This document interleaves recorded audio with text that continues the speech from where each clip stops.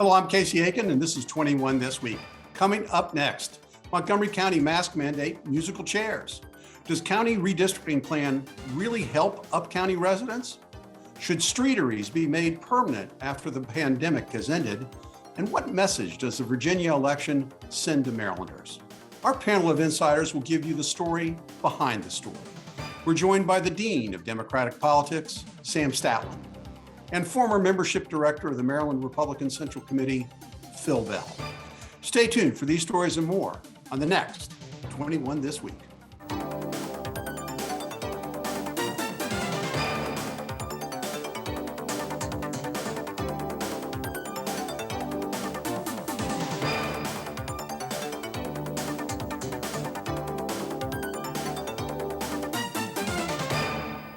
And welcome back. To mask or not to mask seems to be the question. Sam, the county council seemed to twist itself into knots last week when they decided to do away with the mask mandate, and then a slight uptick in cases caused them to reconsider. What seems to be the problem here? Well, the problem is that our frequency increased in a very short period of time, and then flipped.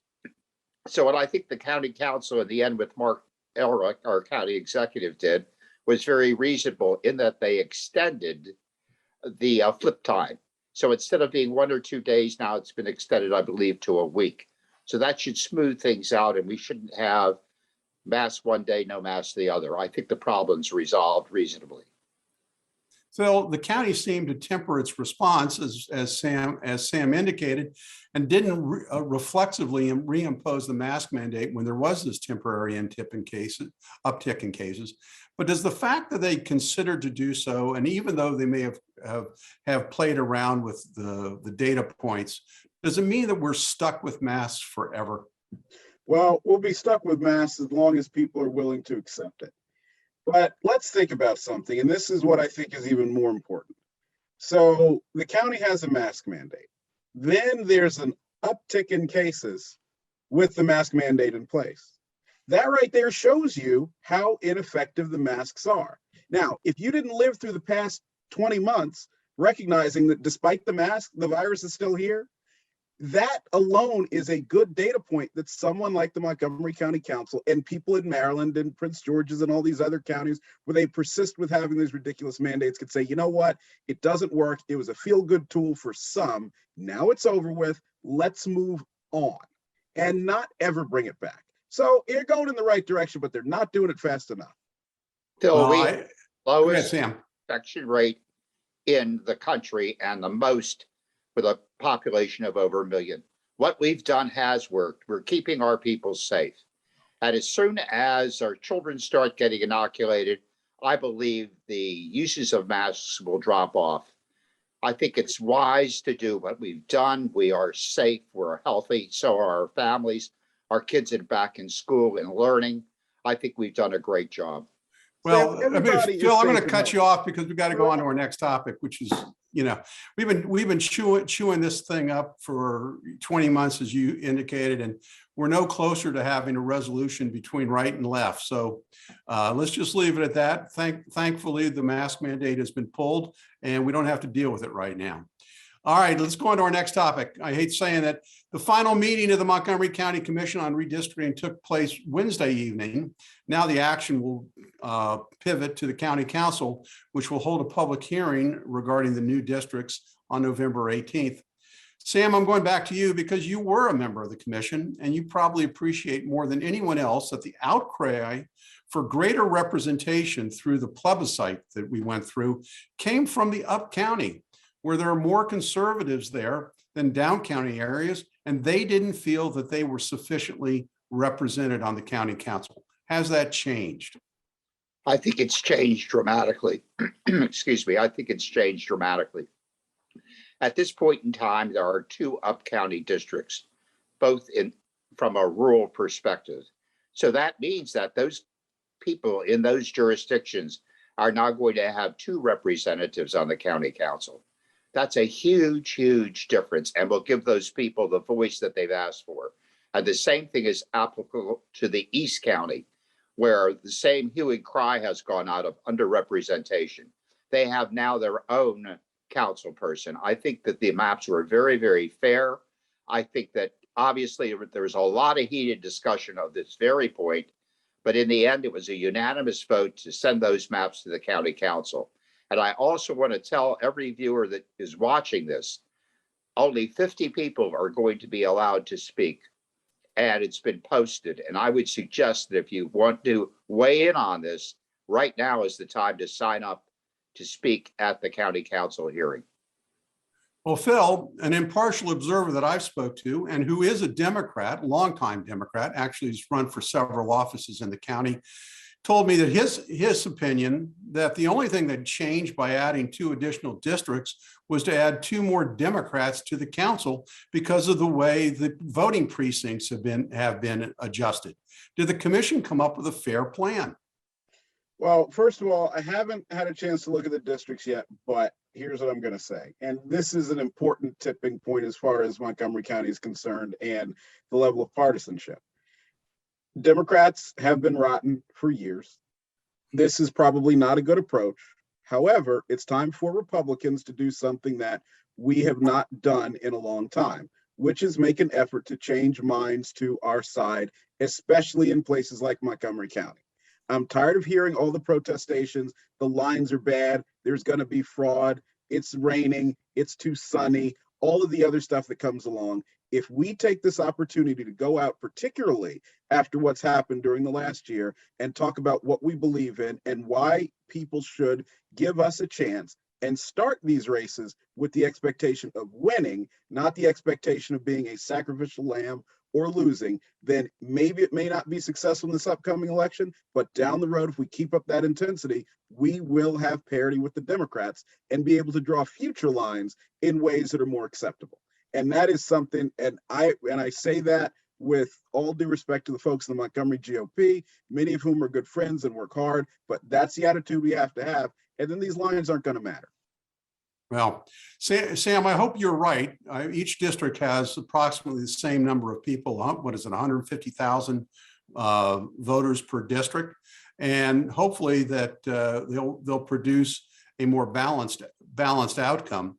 But there are some anomalies in the lines as to why North Bethesda has been cut out of District 1, or what used to be District 1. So I think there's some questions as to how the lines were certainly drawn. Well, Casey, let's come back to Phil's point which is very, very important. First of all, Phil, I absolutely agree with you. In fact, I wish you were chair of the Montgomery County GOP, because my mantra has always been, you need to have good candidates to win a race, period. In the county, when you look at the redistricting committee, the plurality was 4 Democrats, 2 Republicans, 4 independents, a libertarian, and a member of the Green Party, which is reflective of the vote in Montgomery County. And the plurality is there between the Democrats and the independents. Those are the folks who elect our officials. And the growth has been more towards the independents, less towards the Democrats. And the Republicans have more or less remained stagnant. So, do the 2 districts favor a Democrat? Well, yes, they do. They favor the Democrat because there's more independents and Democrats running for the race. Does that make it fair? If you have a great candidate, as Phil said, I think a good candidate can win. This is no different than Nancy Dasick or Dennis or Connie Morella. I mean, it was great. Now, Sam, I'm going to cut you off. Here's the problem. Yep. The problem is, you may be correct about the numerical turnout of individuals in Montgomery County between Republican, Democrats, and independents. But the fact is, the Democratic primary is a rubber stamp for the general election, and that just needs to change. I mean, it's overwhelmingly, we know that when Mark Elrich won the Democratic primary over David Blair in the last executive race, that it would be impossible to defeat him. I mean, this is the problem. The independents aren't really independent. They're really just Democrats who don't want to be engaged. Well, that brings up a very interesting point. And I want to make it perfectly clear that the Mark Elrich campaign is not asking people to change their party affiliation in a primary. We are absolutely against that. But what people can do in the Democratic primary to make a difference is, and this applies to independents and Republicans and the other two parties, what they can do is pick a candidate who they would like to see in the general election and volunteer for that candidate, work for that candidate. You don't have to vote for them, but you certainly could work for the candidate and make a difference. And that's what I would recommend, including the Republicans. They can pick a candidate who they would like to see, no matter who that candidate is, work for that candidate and make a difference. We got to go to wrap, but I'm going to ask Phil an exit question. If you were chairman of the Montgomery County Central Republican Committee, would you recommend that all Republicans register as Democrats for the primary election for county executive? Heck no. 10 seconds, yes or no? No, not just no, but hell no. I think they all should register and vote out the bums, because it's the primary where they're going to have to do it. When we come back from this short break, why does Hans Reamer hate automobiles? And what just happened in Virginia? And will that virus cross the river? Stay tuned. And welcome back. Now, in the down county, it's always been très chic to close off roadways and block traffic. It makes you feel like you're in Paris or Rome. It's just a wonderful thing to have outdoor dining with automobile exhaust in your face. And this was done in an effort to promote outdoor dining at restaurants during the pandemic. And now that the pandemic is winding down, Councilmember Hans Reamer is urging the county to keep these streeteries permanently. Oh, woe is me, we're not in gay Paris. Phil, there are those that think this is not a plan to help restaurants, but a plan to limit the number of cars once again on our streets.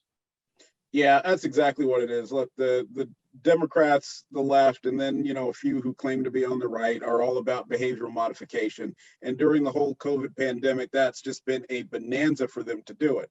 This is one of the worst ideas. I can't enjoy less the idea of sitting outside, even if it's in a cute tent, and trying to have a very expensive hot meal with lots of taxes piled on top of it in Montgomery County. Streeteries have to go. You need to open up the road so people can actually get from point A to point B and make Montgomery County and places around it worth going to. Sam, I spoke to a Wheaton resident who hates the streeteries because all it does is add congestion to the highways. She said, imagine closing down University Boulevard so someone can choke on more pollutants from the cars that pass by. Is this an idea that as time has passed? Let me speak to that just a second. Please do. Obviously a political ploy. Reamer, he's running for county executive. He's grabbing for straws to pick on anything he can. I don't think this is going to fly.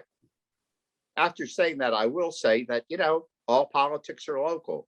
If there's a given block that doesn't impact on anything and they want to have eateries, I'm okay with that. Well, of course, all the chic eateries are down county where there are 5 council members on the county council. So maybe they'll just keep them. I think this is a ridiculous idea, but let's go on to something really important that happened this week.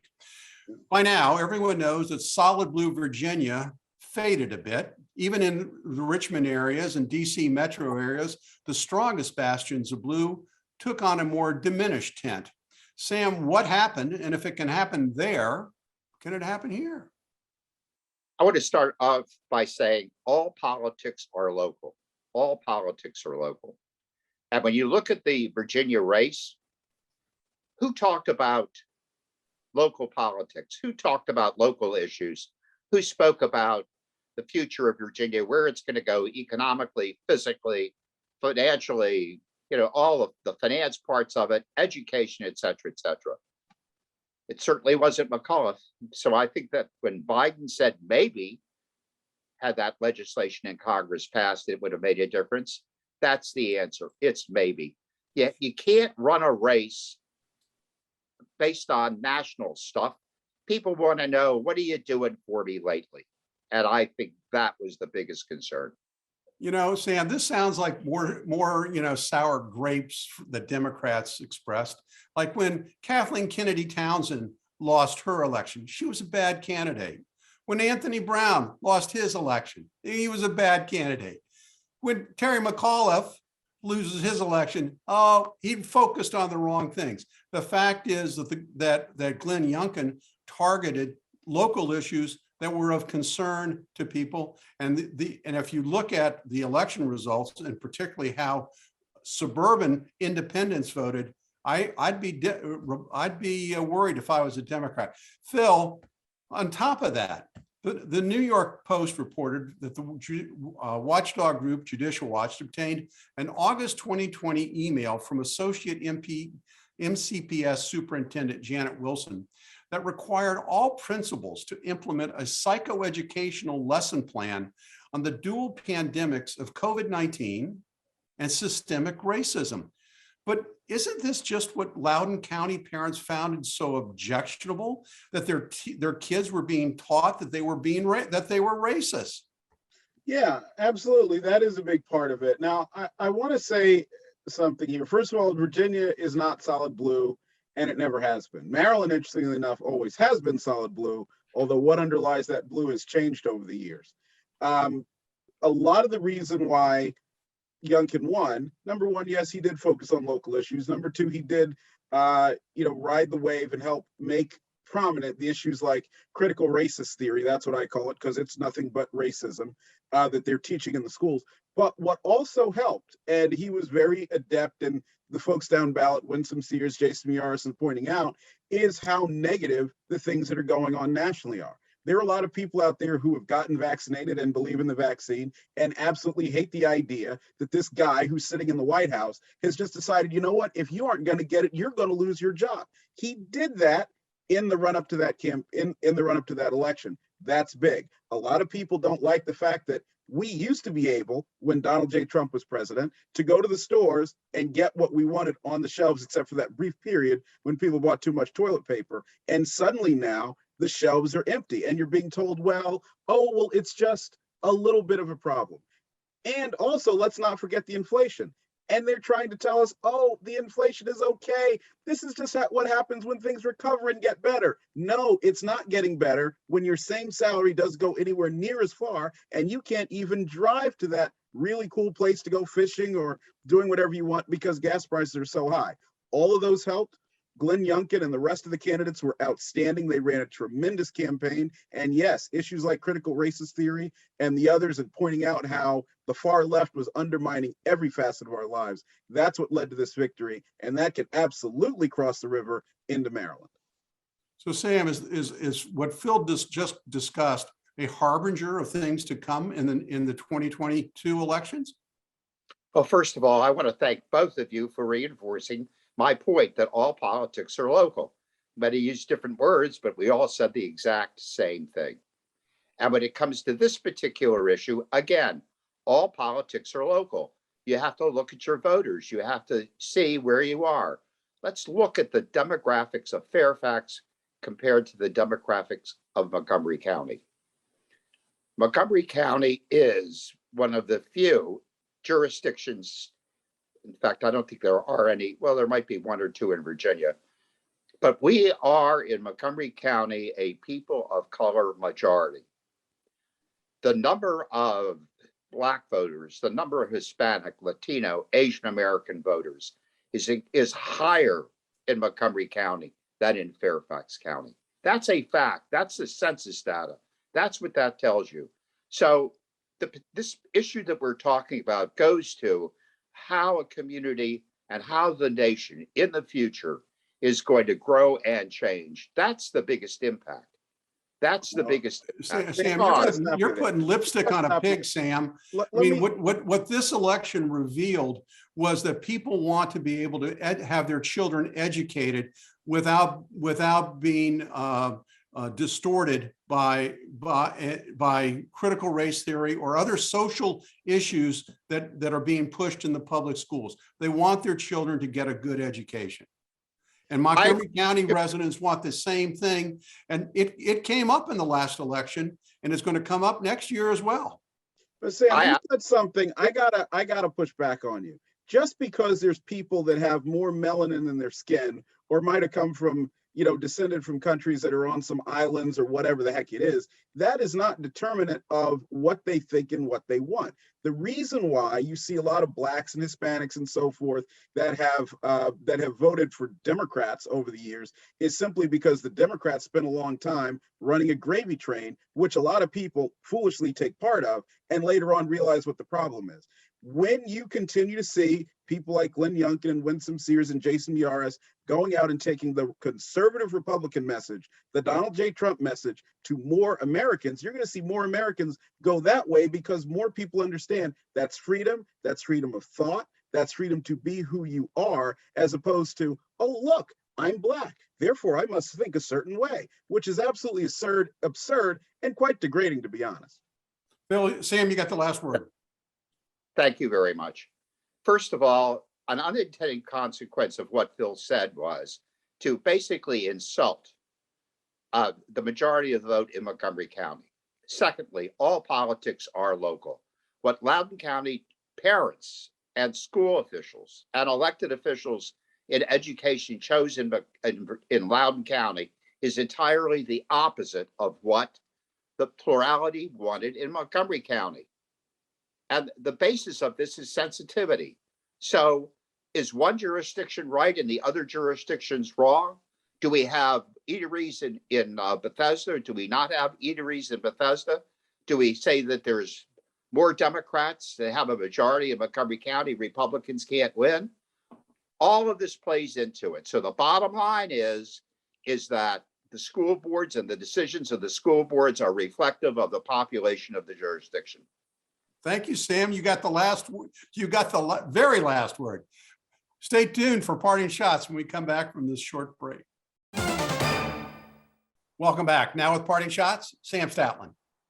Well, to all you viewers out there, we've got a really, really contested race going on for county executive. And picking up one on Phil and I said earlier, we are not encouraging you, nor is the campaign encouraging you, at least Mark's campaign, encouraging you to switch parties in order to influence the election.